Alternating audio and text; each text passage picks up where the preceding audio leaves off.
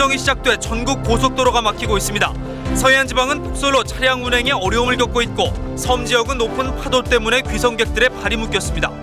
대설주의보가 내려진 호남과 충청 지방에 최고 10cm 넘는 눈이 내렸습니다.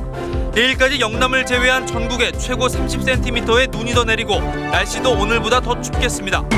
검찰이 경찰 고위 간부들을 소환해 용산 철거민 진압 과정에서 불법이 있었는지 조사했습니다. 또 철거민 농성에 개입한 것으로 알려진 전국 철거민 연합회 의장을 쫓고 있습니다.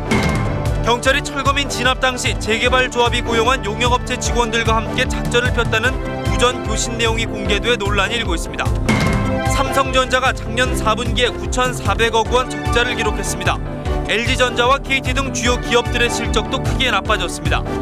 전국 땅값이 외환 위기 이후 처음으로 평균 2.7% 떨어졌습니다. 정부는 이달 말 토지거래 허가구역을 대폭 해제하기로 했습니다.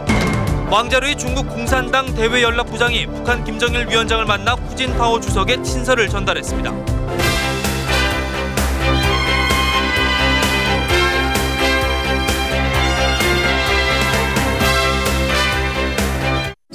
인생에는 턱, 플레이, 러브가 필요합니다.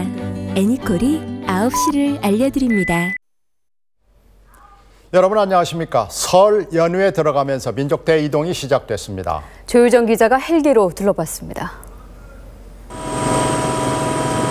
영동고속도로는 일찌감치 정체가 시작됐습니다. 본격적인 귀성이 시작된 겁니다. 용인휴게소 부근은 이미 상하안선 모두 가다서다를 반복하고 있습니다. 기수를 서쪽으로 돌렸습니다. 호남과 충남 지역에 대설주의보가 내렸다는 소식에 갈 길 먼 귀성객들의 마음이 급합니다. 하지만 길게 늘어선 차량 행렬에 휴게소에서 허기를 달래며 여유를 가져봅니다. 귀성 행렬은 오늘 오후부터 시작됐습니다. 경부고속도로 서울-요금선은 아직 한산한 모습입니다. 이른 귀성길에 나선 차량들이 고향을 향한 마음을 담고 시원스레 내달립니다. 깊고 넓은 경제 불황을 만나 어려워진 형편에도 고향은 언제나 마음의 안식처입니다. 연휴가 길어 일단 귀성 인파는 분산될 것으로 보입니다. 그러나 오늘 하루 귀성 차량들로 고속도로는 구간별로 정체가 온종일 계속됐습니다. 한국도로공사는 이번 설 연휴 기간 동안 2,800만 명이 고향을 찾을 것으로 내다봤습니다. MBC 뉴스 조효정입니다. 이번에는 서울요금소 나가 있는 중계차 연결하겠습니다. 이지선 기자. 예. 네, 지금 도로 상황 어떻습니까? 예, 이번 설에는 고향 가는 길이 만만치 않을 것 같습니다. 한파가 찾아온 데다 눈이 내리는 지역도 있습니다. 기온이 뚝 떨어지면서 설 연휴를 앞둔 고속도로는 아직 차량들로 붐비지는 않고 있습니다. 수도권 일대 정체도 다소 풀렸습니다. 하지만 경부고속도로는 여전히 오산에서 천안 구간이 밀리고 있습니다.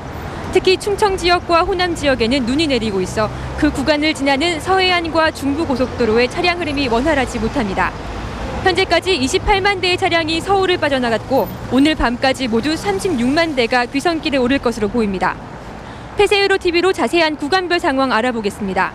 먼저 경부고속도로 안성분기점 부근입니다. 화면 오른쪽 부산 방향으로 차량들이 제 속도를 내지 못하고 있습니다.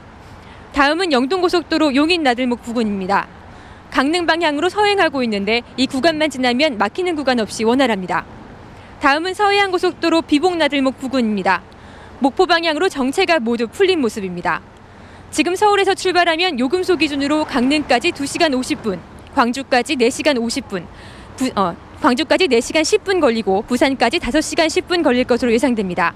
도로공사는 내일 오전과 낮에 귀성 행렬이 가장 길게 늘어서 저녁 늦게까지 정체가 계속될 거라고 전망했습니다. 서울요금소에서 MBC 뉴스 이지선입니다. 대설주의보 내려진 호남과 충청 서해안에 최고 10cm 넘는 눈이 내렸습니다. 밤에도 눈 예보 나와 있습니다. 박찬익 기자입니다. 앞이 제대로 보이지 않을 정도로 강한 눈보라가 몰아칩니다. 오늘 새벽부터 눈이 내리기 시작한 전라북도